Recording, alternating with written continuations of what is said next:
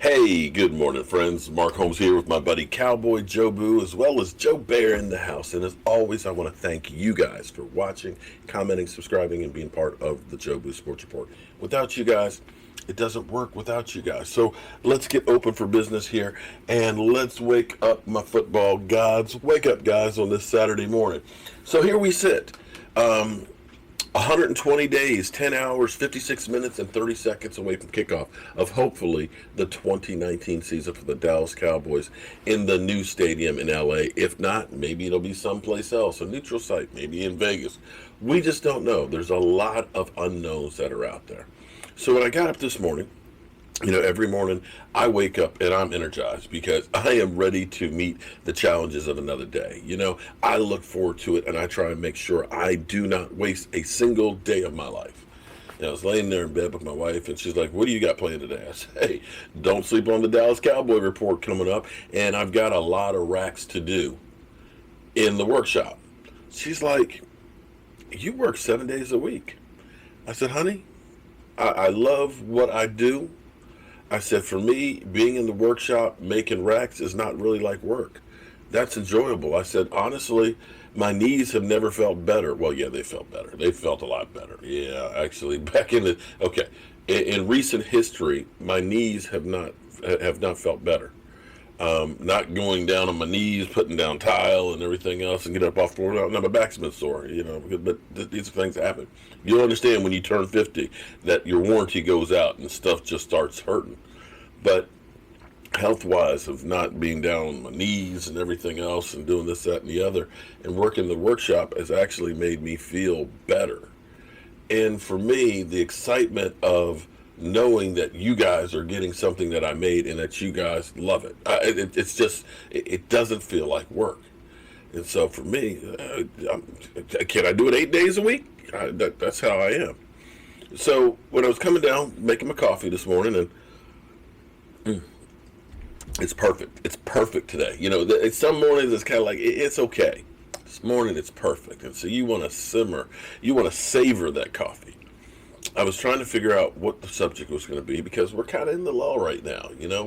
We know training facilities are going to start opening up on Tuesday, slowly but surely, but we still have a long ways to go before we're going to get anywhere close to workouts and things with the players. And so I started thinking about the Dallas Cowboys and everything that they've done. They've done a lot this offseason, from the coaching staff to philosophies to players. There's been a lot of turnover.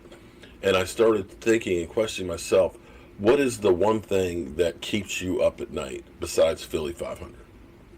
Philly 500, who's always calling me, texting me, making videos about that dude's keeping me up at night, okay? But besides that, what are the things that you are concerned with about the Dallas Cowboys going into the season? And that's what I was going to start going through, because you could look at it and say, we lost Byron Jones. Are we going to be in worse shape at cornerback, having a rookie in Diggs? Were the free agent signings of guys, or those guys are going to help us? Is Clinton Dix the guy who played in Chicago, or is he the guy that played in Washington? Was he going to end up being a good free agent signing, or is he going to end up being one that you look back and say, man, that was just bad? Losing Travis Frederick, is Joe Looney going to be able to play up to that kind of level? Or will Connor McGovern, being a sophomore year, coming back from injury, will he be able to challenge? What is the things that bother you? And that's where I was going with this morning's video, until I saw First Things First and Nick Wright. And they had Kirk Cousins, who was talking about the franchise tag. And so I haven't had a chance to listen to the whole thing, but I want to go ahead and play that, because he, more than anybody else, understands what it means to play on a franchise tag, having the Washington Redskins franchise tag him 2 years in a row, $20 million and $24 million, and then letting him go with nothing in the cupboard. So, they ended up signing Alex Smith, but Alex Smith ended up hurting his leg, and basically without a quarterback. So let's listen to this real quick and see what Kirk Cousins had to say. Think that you have it all figured out. This league is a crazy league. Kirk, one of those free agent quarterbacks is Dak Prescott. Now, he got franchise tagged, which is very rare for a quarterback. It would be damn near unprecedented if not for the man we're sitting across from, Kirk Cousins. It's kind of a multi-layered question here.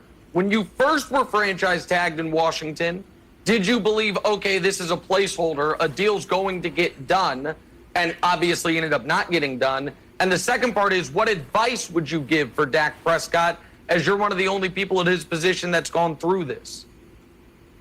Yeah, for me, the franchise tag was just the natural next step. I didn't know, where it would go from there month by month, but it was certainly the natural next step. So it made sense when it was placed on me, really both years.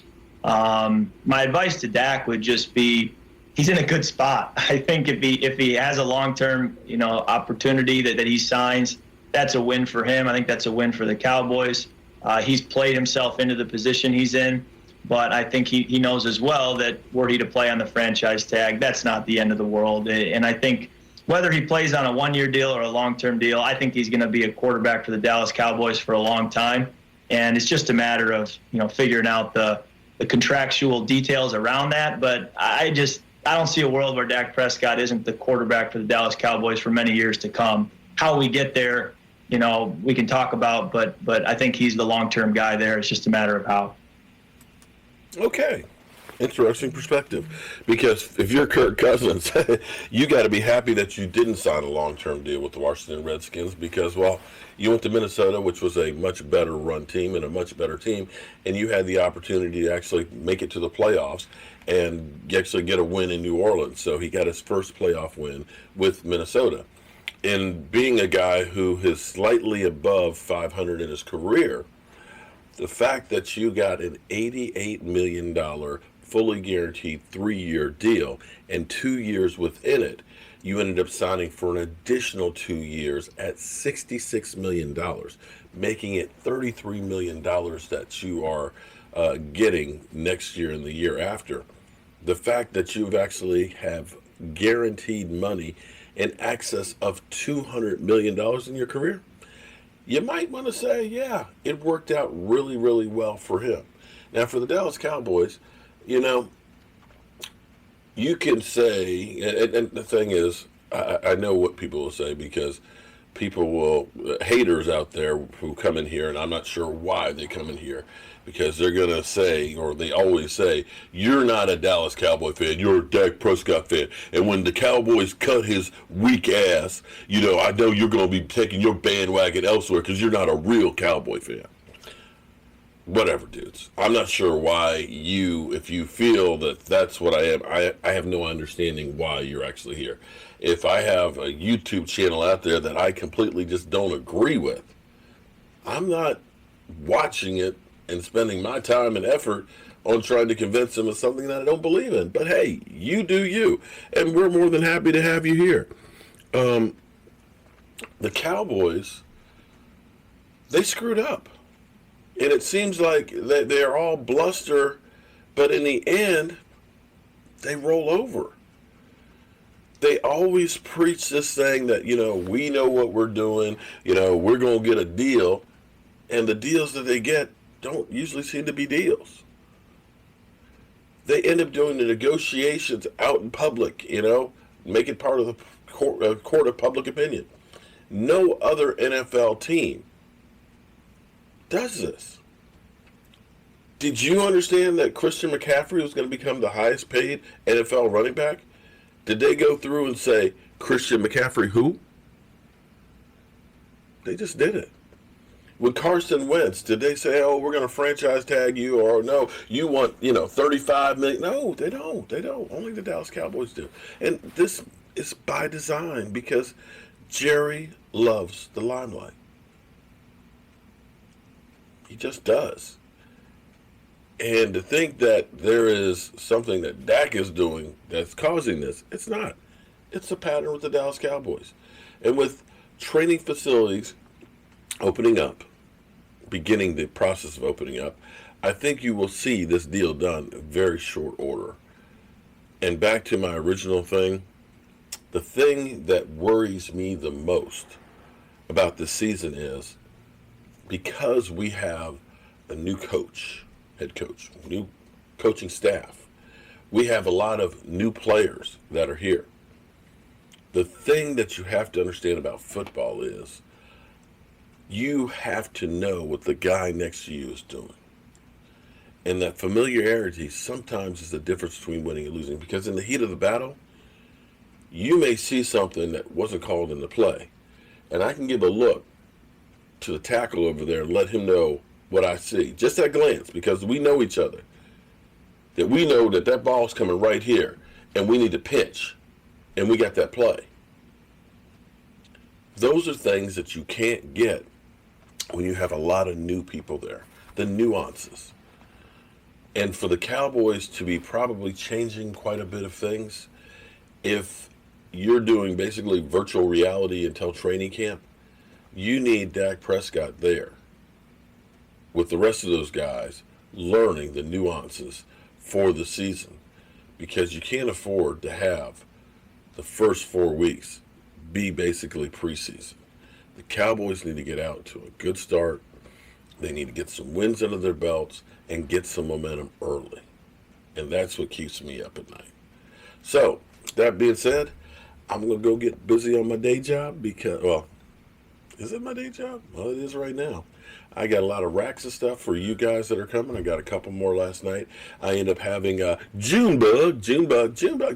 I answered your email last night about that thing. I answered it because I know you need 6 3/4 inches of space in between for the hot sauce. I got you covered, dog. I got you covered. Now, the only bad thing about it is I think there's only going to be able to be 3 shells in there. Only 3. Because it's a lot. They're only 24. The shells are only 24 inches. But I got you covered. We gonna get that done just for you, customized. Whew. All right, guys. I have got to go up here and get busy. I need to go pick up some more wood so I can get June bugs put together as well as everybody else's.